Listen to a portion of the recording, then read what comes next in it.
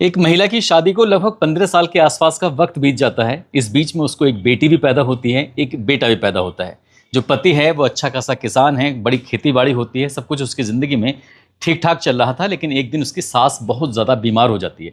सास को जब हॉस्पिटल लेके जाते हैं तो वहाँ से पता चलता है कि सास को कैंसर जैसी गंभीर बीमारी है। हालांकि सास के इलाज के लिए, उपचार के लिए तमाम कोशिशें करते रहते हैं, लेकिन जब साल 2022 आता है, साल 2022 में उसकी सास मर जाती है। और सास के मरने के बाद फिर पति और पत्नी के बीच में विवाद होना शुरू हो जाता है। एक दूसरे पर आरोप प्रत्यारोप लगाना शुरू कर देते हैं और ऐसी स्थिति पैदा हो जाती है कि पति और पत्नी एक दूसरे की शक्ल देखना भी पसंद नहीं करते थे, आपस में बातचीत करना भी पसंद नहीं करते थे। एक ही घर के अंदर रह रहे हैं, एक बेटा है, एक बेटी है। बच्ची लगभग 8 साल के आसपास की है और बेटा लगभग 7 साल के आसपास का है। पति और पत्नी आपस में बोलने को भी तैयार नहीं है। अब ऐसी स्थिति में उस महिला ने अपने अकेलेपन को दूर करने के लिए, अपने वक्त को बिताने के लिए इंस्टाग्राम पर एक आईडी बना लेती है और इंस्टाग्राम पर आईडी बनाने के बाद वहां पर जो रील्स होती हैं उसके पन्ने पलटना शुरू कर देती है। घंटों घंटों ऐसे बीत जाया करते थे। एक दिन उसके पास मर्चेंट नेवी के एक ऑफिसर की रिक्वेस्ट आती है और उस रिक्वेस्ट को वो एक्सेप्ट कर लेती है। इसके बाद यहाँ से इन दोनों की बातचीत का सिलसिला शुरू हो जाता है। जो वो महिला को अपने बारे में बताता था कि मैं उसकी कहाँ पोस्टिंग है, कहाँ के खूबसूरत दृश्य हैं, वो कई बार फोटो से दिखा कर कभी इस तरह के वो अपने काम करता था और वो महिला किससे बातचीत करता था। दोनों ने मिलने का फैसला किया और जब बात मिलने की आती है तो मर्चेंट नेवी के ऑफिसर ने मुलाकात करने से पहले एक वादा करा लिया, जब मिलेंगे ऐसे मिलेंगे जैसे पति और पत्नी मिलते हैं, बातचीत करते हैं। जब इस तरह की बात आती है तो उसने महिला ने कहा कि मुझे कोई दिक्कत नहीं है, मुझे कोई एतराज़ नहीं है, तुम जब चाहो तब आ जाना। वो कहता है कि जब मेरी छुट्टी होंगी तब मैं तुमसे मिलने के लिए ज़रूर आऊँगा। जब वो छुट्टियों पर आता है तो उस महिला से मिलने की बात करता है और मिलने की बात करने के बाद जब मुलाकात होती है तो दोनों एक दूसरे के साथ शारीरिक संबंध बनाते हैं और संबंध बनाने के बाद वो यहाँ से अब जो होने वाला था ना उन दोनों ने कल्पना की थी और ना ही किसी और ने कल्पना की थी। इसी बीच में एक कत्ल हो जाता है और कत्ल की गूंज जब सोशल मीडिया के माध्यम से और अखबार के माध्यम से लोगों को पता चलती है तो लोगों को यकीन नहीं हो रहा था कि झूठ की बुनियाद पर जो रिश्ता रखा हुआ था वो रिश्ता एकदम से ढह जाता है और जो कत्ल हुआ था उस कत्ल के बाद कई जिंदगियां बर्बादी की ओर चली जाती हैं। आदाब, नमस्कार, सत श्री अकाल। मैं उस्मान सैफी। उत्तर प्रदेश के बागपत की सिटी कोतवाली का गांव लगता है नौरोजपुर और नौरोजपुर की रहने वाली रचना नाम की एक महिला होती है। इसने अपने देवर जो कि रहता है राजस्थान के झुंझुनू में, नाम है जिसका नवीन, पेशे से वो एक शिक्षक होता है।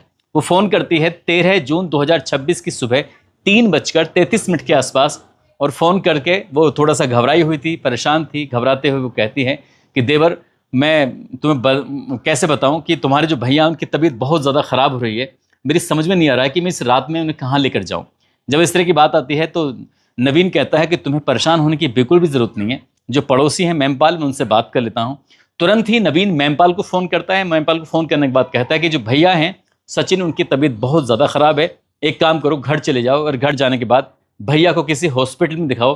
पैसे की किसी भी तरह की कोई टेंशन मत लेना, चिंता मत करना, जहाँ अच्छे से अच्छे डॉक्टर को दिखा सकते हो वहाँ दिखा देना और मैं जल्द से जल्द यहाँ से निकलने की कोशिश करता हूँ।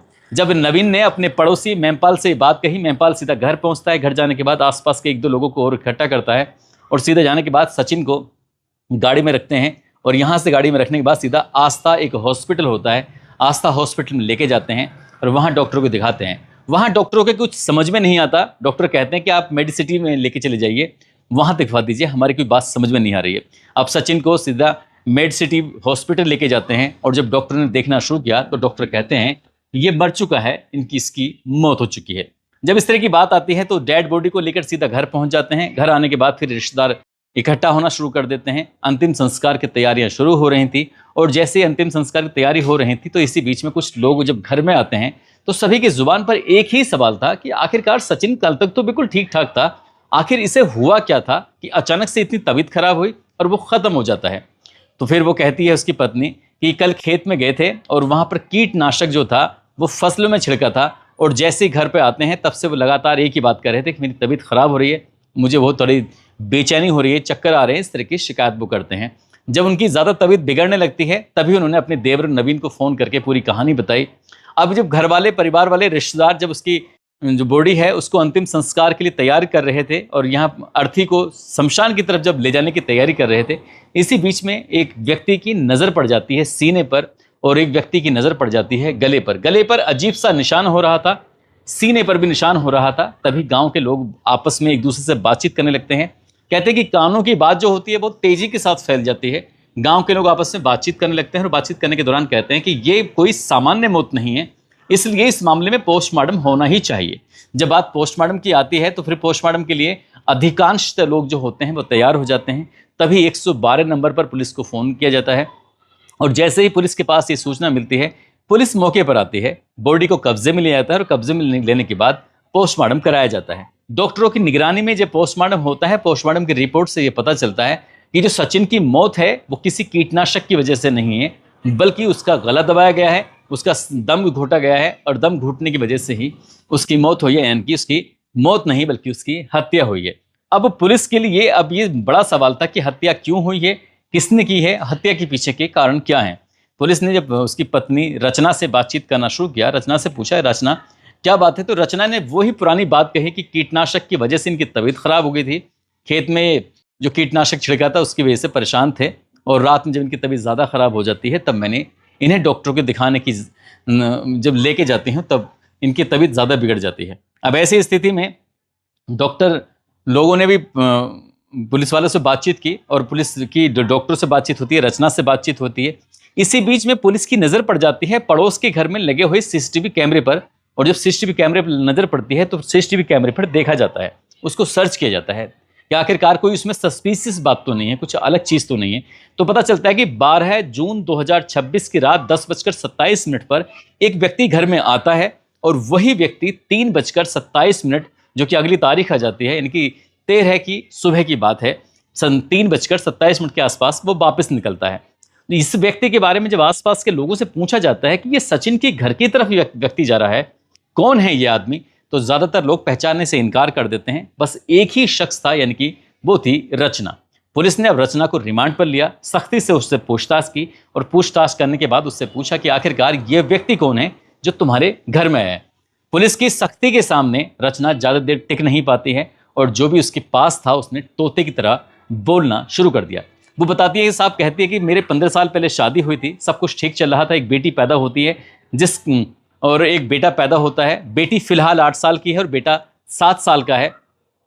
और इसी बीच में इसकी सास बीमार हो जाती है। साल 2022 में सास का कैंसर से जब मौत हो जाती है तो पति और पत्नी के बीच में अक्सर विवाद रहता था, झगड़ा इस कदर रहता था कि दोनों बातचीत नहीं करते थे। पत्नी ने खाना बना दिया, पति आता था चुपचाप खाता था। एक दूसरे के साथ वो पति पत्नी जैसे रिश्ते में भी नहीं थे। कई कई महीने हो जाया करते थे जब वो एक दूसरे से मिला करते थे, एक दूसरे से बातचीत किया करते थे। और इसी बीच में जो महिला होती है, अगस्त 2025 के आसपास की बात है, इसने इंस्टाग्राम पे आईडी बनाई। इंस्टाग्राम पे आईडी बनाने के बाद वहाँ पर ये रील्स देखा करती थी और जो मैसेज आते थे उनका जवाब भी दिया करती थी। इसी बीच में इसकी मुलाकात हो जाती है एक व्यक्ति से जिसका नाम सोनू होता है। सोनू ने खुद को प्रेजेंट किया कि वो मर्चेंट नेवी का ऑफिसर है और उसकी जो पोस्टिंग चल रही है वो दूर चल रही है, लेकिन आपके गांव से कुछ ही फासले से उसका गांव है। गांव का नाम है रनछाड़, जो कि बागपत जिले के अंदर ही है। अब जैसे ही रचना ये बात सुनती है, रचना बहुत खुश होती है। दोनों आपस में बातचीत करते करते फैसला करते हैं क्यों ना मुलाकात करें। मुलाकात करने वाली बात आती है, मुलाकात हो जाती है। उसके बाद फिर से जो इसका पति होता है सचिन को कहीं ना कहीं शक हो जाता है कि इसके पत्नी का किसी न किसी से अफेयर है।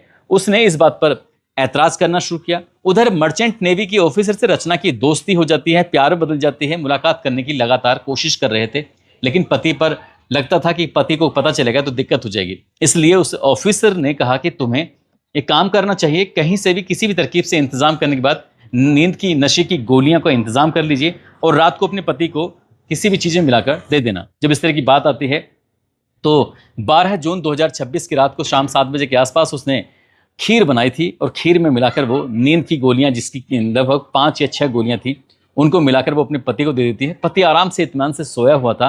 रात के लगभग 10:30 बजे 10:27 के आसपास वो सोनू नाम का व्यक्ति घर के अंदर आता है। अंदर आने के बाद दोनों एक दूसरे से मिलते हैं, एक दूसरे के साथ शारीरिक संबंध बनाते हैं और उसके बाद फिर यहाँ लगभग 11:30 बजे के आसपास फिर उस रूम में जाते हैं जहाँ पर उसका पति सचिन आराम से सोया हुआ था। जैसे ही सचिन के पास जाते हैं और सचिन को ये हाथ पकड़ लेती है रचना, और जो दूसरा व्यक्ति होता है सोनू, वो उसके मुंह पर तकिया रख देता है और इस बीच में उसकी चीख निकल जाती है सोनू जो सचिन की। जब सचिन की जैसे चीख निकलती है तो जो बेटा और बेटी होते हैं वो एकदम डर की वजह से उठ जाते हैं।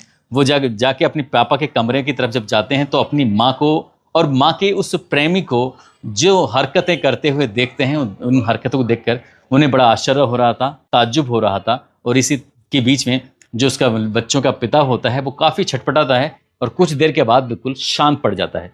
इसके बाद फिर से वो दोनों उसी हरकत को करते हैं जो उसके मरने से पहले हरकत की थी, यानी कि दोनों एक दूसरे के साथ शारीरिक संबंध बनाते हैं। क्योंकि विरोध करने वाला तो घर में कोई था ही नहीं, वो मर चुका था और ये सब बच्चे अपनी आंखों से देख रहे थे कि एक कातिल किस तरह से उनकी माँ के साथ जो गंदा घिनौना कृत्य कर रहा था। बच्चों को बड़ा आश्चर्य ताज्जुब हो रहा था। पुलिस ने जब इस मामले की पड़ताल करना शुरू किया है, उसके बारे में पता किया, तो वो कोई मर्चेंट नेवी का ऑफिसर था ही नहीं। दरअसल वो पास के गांव का रहने वाला एक व्यक्ति जिसका नाम सोनू होता है, रनछाड़ गांव का रहने वाला होता है। इसका मकसद ही था कि वो एआई की मदद से उसने नेवी ऑफिसर के कपड़े वगैरह या यूनिफॉर्म पहन लिया और जो सोशल मीडिया के अलग अलग प्लेटफॉर्म होते हैं वहां पर उसने अपने फोटो लगाए हुए थे। ऐसे ही महिलाओं को और लड़कियों को वो रिझाने की कोशिश करता था, उनके साथ शारीरिक संबंध बनाता था और उन्हें छोड़ दिया करता था, उनसे वो पैसे भी हटा करता था। लेकिन यहाँ जो मामला हो जाता है बहुत ज़्यादा हो जाता है और एक कत्ल हो जाता है। और कत्ल के बाद जब लोगों को पता चलता है, पुलिस को पता चलता है, तो पुलिस ने महिला को भी हिरासत में लिया और जो उसका प्रेमी था उसको भी हिरासत में लिया और उनको फिर गिरफ्तार करने के बाद जेल भेज दिया। लेकिन जो दोनों बच्चे हैं उनकी ज़िंदगी अब कैसे आगे चलेगी, कहाँ उनकी पढ़ाई होगी, कौन उनका ख्याल रखेगा। दादी भी उनकी इस दुनिया में नहीं है और शायद दादा भी उनके हैं या नहीं इसके बारे में कुछ जानकारी नहीं है। लेकिन कौन उनका ध्यान रखेगा, पिता उनका मर चुका है, माँ उनकी सलाखों के पीछे ज़िंदगी गुजारेगी। इस घटना ने न केवल एक घर बल्कि 2 घरों को पूरी तरह से बर्बाद कर दिया है। उधर सोनू का भी घर बर्बाद हुआ, इधर जो रचना का घर भी बर्बाद हुआ। रचना अब सलाखों के पीछे अपनी जिंदगी बिताएगी। दोस्तों, इस पूरे घटनाक्रम को सुनाने का उद्देश्य किसी को परेशान करना नहीं है, किसी का दिल दुखाना नहीं है, बल्कि आपको जागरूक करना है, आपको सचेत करना है और आपको बताना है कि झूठ की बुनियाद पर रखे हुए जो रिश्ते होते हैं ना, बहुत ज़्यादा दिन टिक नहीं पाते। रचना ने सोचा कि शायद पति से बात खराब हो गई है, तो इसलिए इंस्टाग्राम पर उसने एक प्रेमी तलाश कर लिया। प्रेमी के साथ वो ज़िंदगी जीना चाहती थी, शादी के ख्वाब देख लिए थे कि पति के नाम 9 बीघा ज़मीन है, 9 बीघा ज़मीन जिसकी कीमत करोड़ों रुपए के आसपास है, वो भी अपने हिस्से में आ जाएगी और फिर कोई ज़िंदगी में कोई परेशानी, कोई दिक्कत रहेगी नहीं। जब पोस्टमार्टम की बात आती है तो सबसे ज़्यादा विरोध जो किया था वो रचना ने ही किया था, लेकिन गाँव के लोग जिद पर अड़ गए थे कि पोस्टमार्टम होगा और हर हाल में होगा और पोस्टमार्टम से ही इस हत्याकांड का खुलासा हो जाता है। दोस्तों, जाते जाते इंद्रजीत सिंह, अनीता शर्मा, अभिषेक यादव, हैदर अली, मोहित सिन्हा, बाबूलाल परमार, दिवाकर शर्मा, कमालुद्दीन खान, अरबाज चौधरी, गुरजीत सिंह, ममता रानी, उपेंद्र कुमार पांडे, संदीप कुमार, देविका वर्मा, सनी यादव, अंजलि रविश झा, योगेश कुमार, गोविंद धामी, अतुल बंसल, इन लोगों ने नाम लेने की अपील की थी। आप सब लोग अपना ख्याल रखें, सुरक्षित रहें। जय हिंद, जय भारत।